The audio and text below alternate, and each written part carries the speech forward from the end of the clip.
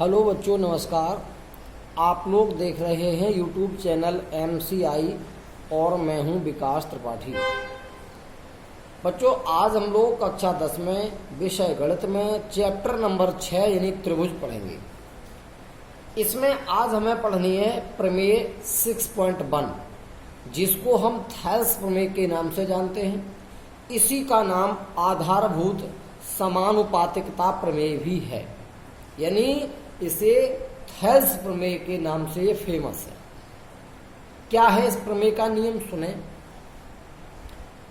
यदि किसी त्रिभुज की एक भुजा के समांतर अन्य दो भुजाओं को भिन्न भिन्न बिंदुओं पर प्रतिच्छेद करती हुई एक रेखा खींची जाए, तो यह रेखा इन भुजाओं को समान यानी एक ही अनुपात में विभाजित करती है।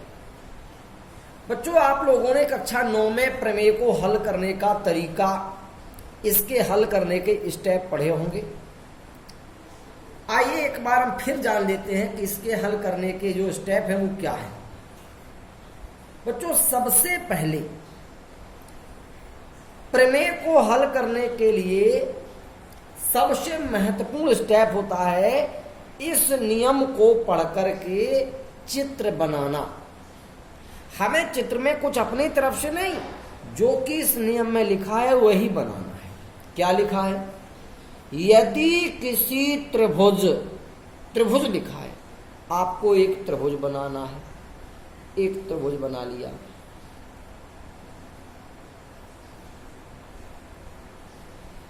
इसका नाम लिख दिया हमने ABC। फिर आगे बढ़े कि एक भुजा के समांतर अन्य दो भुजाओं को भिन्न भिन्न बिंदुओं पर प्रतिच्छेद करती हुई एक रेखा खींची जाए। त्रिभुज में क्या किया जाए? एक भुजा के समांतर और अन्य दो भुजाओं को भिन्न भिन्न बिंदुओं पर प्रतिच्छेद करती हुई रेखा खींची जाए। माने हमें एक ऐसी रेखा खींचनी है जो इसकी एक भुजा के समांतर हो, वो अन्य दो भुजाओं को प्रतिच्छेद करती हो। तो बच्चों, हमने BC के समांतर एक रेखा खींच ली। ये रेखा भुजा BC के समांतर है। इसका नाम रख दिया हमने PQ। ये PQ रेखा BC के समांतर है और AB तथा AC को भिन्न भिन्न बिंदुओं पर प्रतिच्छेद कर रही है। अब कह रहा है तो यह रेखा, ये जो भी रेखा खींची है, यह रेखा इन भुजाओं को, ये जो भुजाएं थी AB और AC, इनको समान अनुपात में विभाजित करती है। माने इस रेखा से जो इन भुजाओं के भाग हो रहे हैं, इनके अनुपात समान हैं। अर्थात AP और PB का अनुपात और AQ और QC का अनुपात आपस में बराबर है। ऐसा हमें सिद्ध करना है। चलिए बच्चों, चित्र बनकर तैयार हो गया। अब हम सबसे पहली हेडिंग लिखेंगे इसकी, दिया है।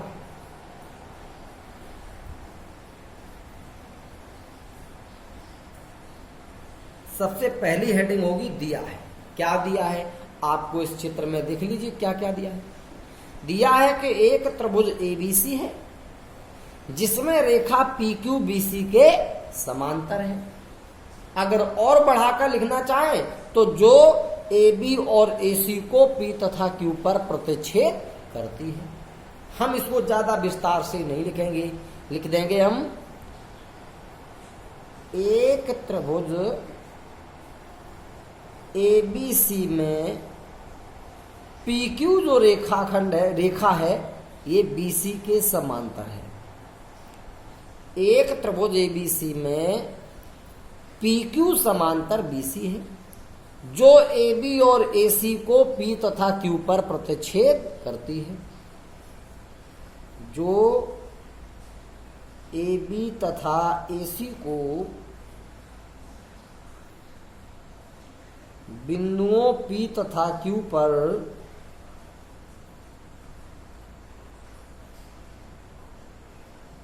प्रतिच्छेद करती है, प्रतिच्छेद करती है, ये सवाल में दिया है। अब हमें सिद्ध क्या करना है, सवाल में क्या चीज सिद्ध करने को दी है, हमें सिद्ध करना है कि अगर ये रेखा खींची जाए तो यह रेखा इन भुजाओं को समान अनुपात में विभाजित करती है। यानी ये जो रेखा है ये इन दोनों भुजाओं को समान अनुपात में विभाजित कर रही है, अर्थात AP और PB का अनुपात और AQ तथा QC के अनुपात बराबर हैं। तो सिद्ध करना है AP बटे PB, माने इस भुजा पर जो दो भाग हुए हैं इनका अनुपात और इसके दोनों भागों का अनुपात, अर्थात AQ बटे QC, ये आपस में कैसे हैं, समान हैं, बराबर अनुपात है। बच्चों अगली हेडिंग होती है रचना।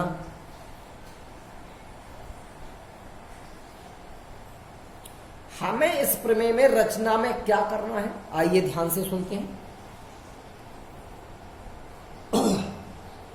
बच्चों हमें जो सिद्ध करना है AP बटे PB, तो AP जिस त्रिभुज की भुजा है इसके लिए हमें इसकी त्रिभुज की ऊंचाई खींचनी होती है। तो सीधा सीधा ध्यान रखें, रचना के लिए ये जो नीचे चतुर्भुज बना है हम इसके दोनों विकर्ण मिला देते हैं, ये मिला दिया और ये मिला दिया। इसके बाद Q से AB पर लंब खींच देते हैं और P से इस AC पर लंब खींच देते हैं। P से AC पर लंब हो गया, ये मान लो PQR हो गया ये, और Q से भी एक लंब खींच दिया AC पर, ये मान लो T हो गया। ये हमारी रचना हो गई। रचना में हम लिख देंगे P को C से तथा B को Q से मिलाया, P को C से तथा B को Q से मिलाया,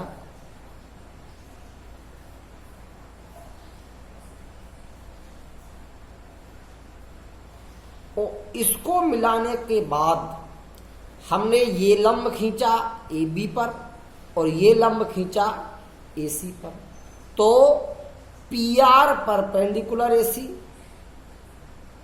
PR परपेंडिकुलर AC, परपेंडिकुलर मान लंब, PR परपेंडिकुलर AC तथा QT परपेंडिकुलर AB खींचे, तथा QT परपेंडिकुलर AB खींचे।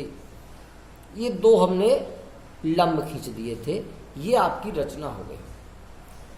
अब बच्चों सबसे प्रमुख हेडिंग उपपत्ति,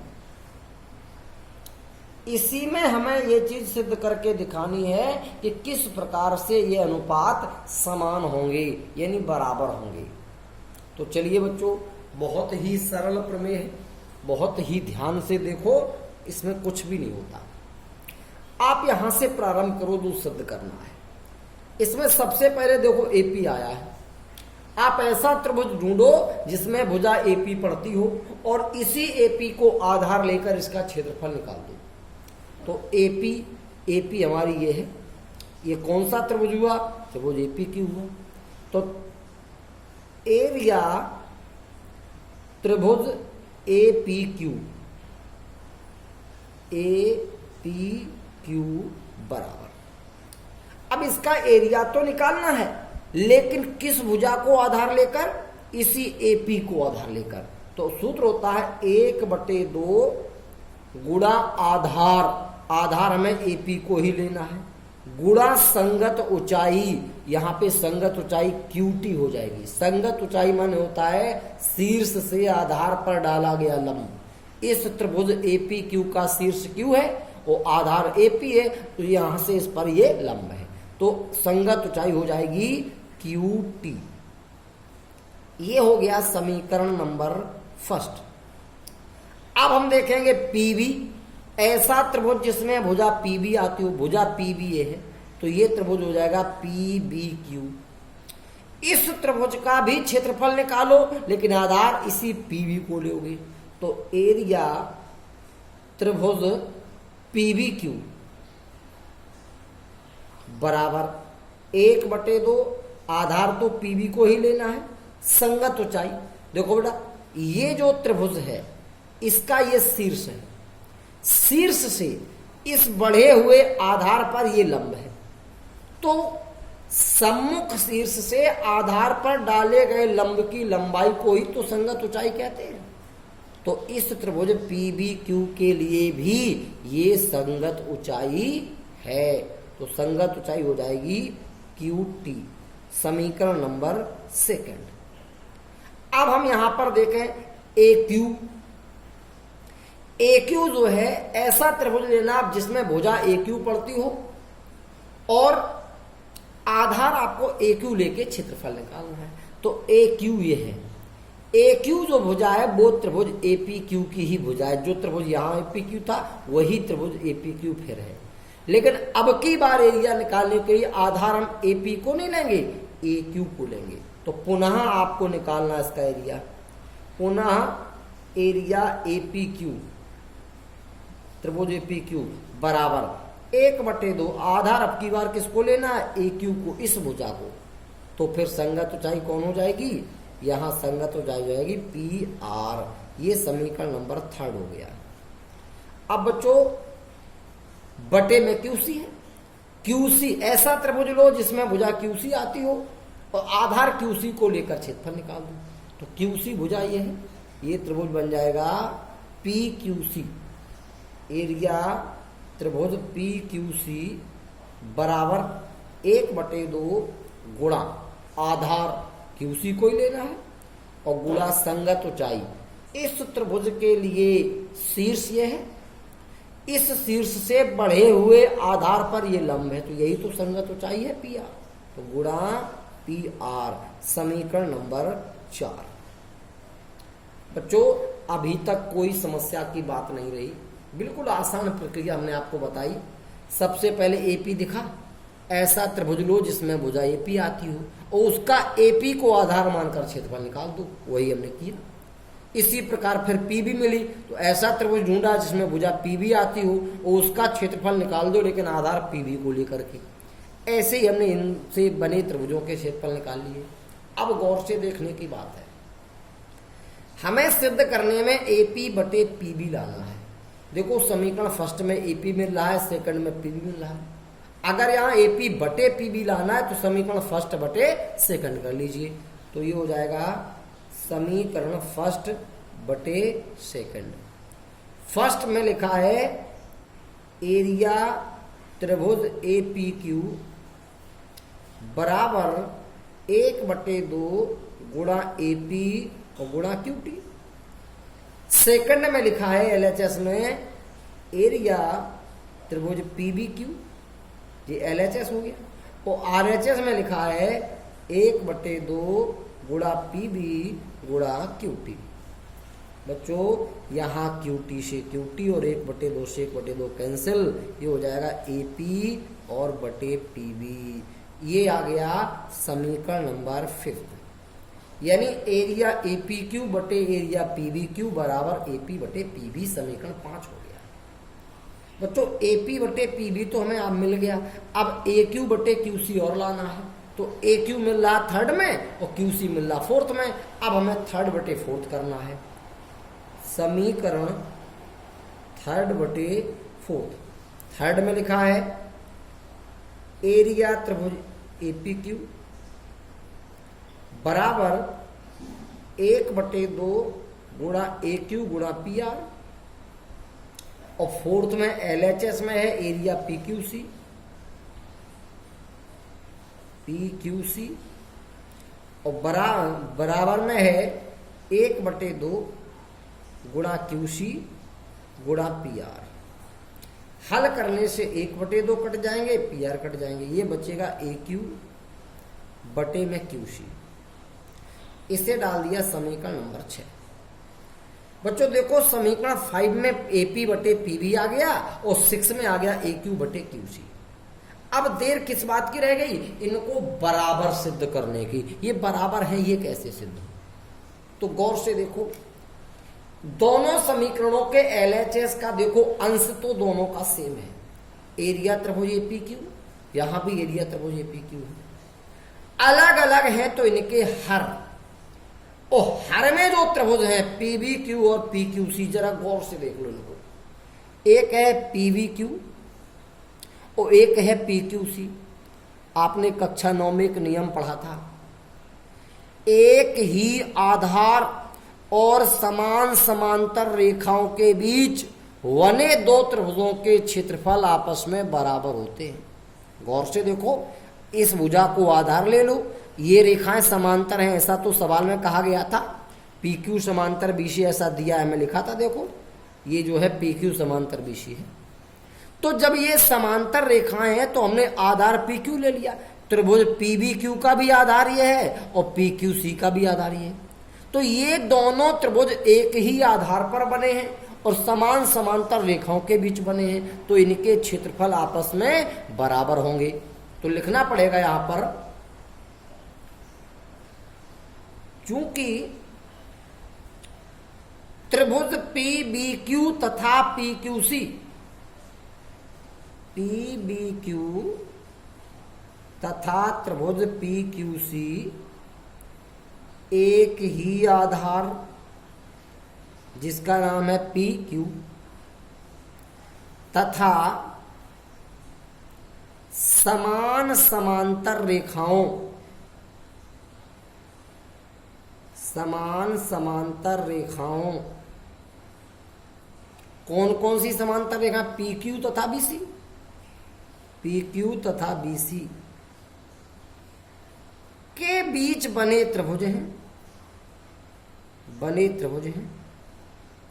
और हमने पढ़ा है कि अगर एक ही आधार और समान समांतर रेखाओं के बीच कोई त्रिभुज बने हों तो उनके क्षेत्रफल बराबर होते हैं। इसलिए एरिया पीवी क्यू बराबर area P Q C, P Q C. ये डाल दीजिए समीकरण नंबर 7। बच्चों अब सवाल में कुछ नहीं बचा। ये जो एरिया बराबर आ गई, इनका मान चाहे आप 5वें समीकरण में रख लो चाहे 6वें में। हम 6वें में रख लेते हैं, पहले 6वां समीकरण लिख लें। लिखेंगे समीकरण 6 से, समीकरण 6 से 6 था एरिया एपी क्यू, एरिया त्रिभुज एपी क्यू बटे एरिया त्रिभुज पी क्यू सी बराबर ए क्यू बटे क्यू सी, ए क्यू बटे क्यू सी। ये था। इसमें अभी अभी आपने निष्कर्ष निकाला कि पी क्यू सी का एरिया तो पी बी क्यू के बराबर है, तो पी क्यू सी को आप पी बी क्यू लिख दीजिए। तो ये हो जाएगा एरिया त्रिभुज ए पी क्यू बटे एरिया, इसकी जगह आप लिख सकते हैं पी बी क्यू और बराबर ए क्यू बटे क्यू सी। ये जो मान आपने पी क्यू सी को पी बी क्यू लिखा, ये मान समीकरण 7 से प्राप्त हुआ है। अभी अभी 7वें समीकरण में इसको बराबर सिद्ध किया गया था। अब बच्चों एरिया एपी क्यू बटे पीबी क्यू देखो गौर से, एपी क्यू बटे पीबी क्यू, इसका मान है एपी बटे पीबी, तो इसकी जगह एपी बटे पीबी लिख दो। तो एपी बटे पीबी और बराबर ए क्यू बटे क्यू सी। ये जो मान इसकी जगह रखा, ये कहां से प्राप्त हुआ? ये हुआ समीकरण 5 से। 5वें समीकरण में ये पद इसके बराबर था, वहां से मान रख दिया।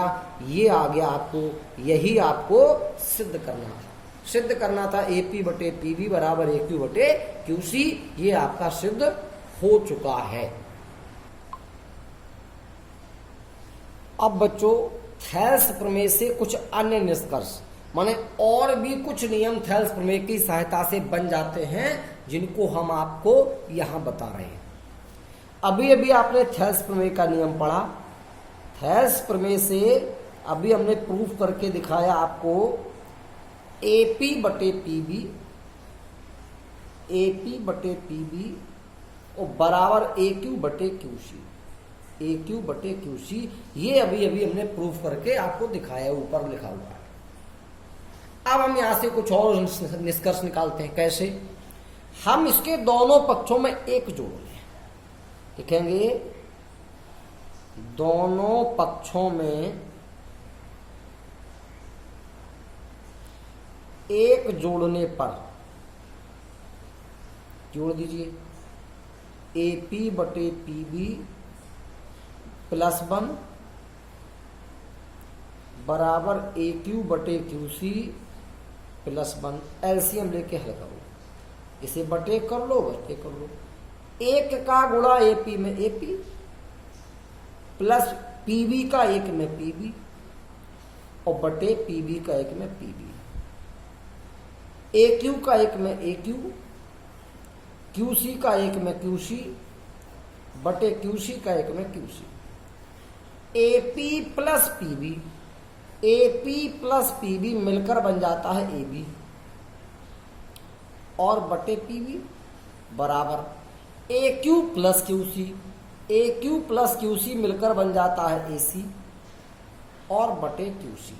ये एक नया निष्कर्ष निकल आया। अगर किसी त्रिभुज में एक भुजा के समांतर कोई रेखा खींची गई तो ये भी निष्कर्ष होता है कि ए बी बटे पीबी और बराबर ए सी बटे क्यूसी। इसी से हम एक और निष्कर्ष निकाल सकते थेल्स प्रमेय से। क्या? पुनः थेल्स प्रमेय से।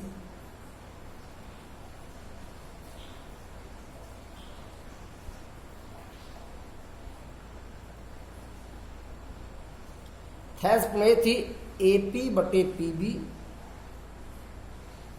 बराबर ए क्यू बटे क्यूसी। हम दोनों पक्षों को व्युत्क्रम कर दें, व्युत्क्रम करेंगे तो पीबी बटे एपी हो जाएगा और क्यूसी बटे ए क्यू हो जाएगा। ये व्युत्क्रम कर दिया हमने, व्युत्क्रम से। अब दोनों पक्षों में एक जोड़ें, दोनों पक्षों में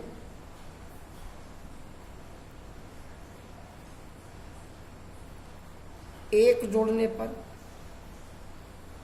तो पीबी बटे एपी प्लस 1 क्यूसी बटे ए क्यू प्लस 1। फिर से बटे एक कर लो, दोनों को लासा ले लो। पीबी का 1 में पीबी, एपी का 1 में एपी बटे एपी का 1 में एपी। एक का क्यूसी में क्यूसी, ए क्यू का एक में ए क्यू, ए क्यू का एक में गुणा A Q. A PB plus AP, PB plus AP फिर से एबी बन गए, एबी और बटे में एपी है ही।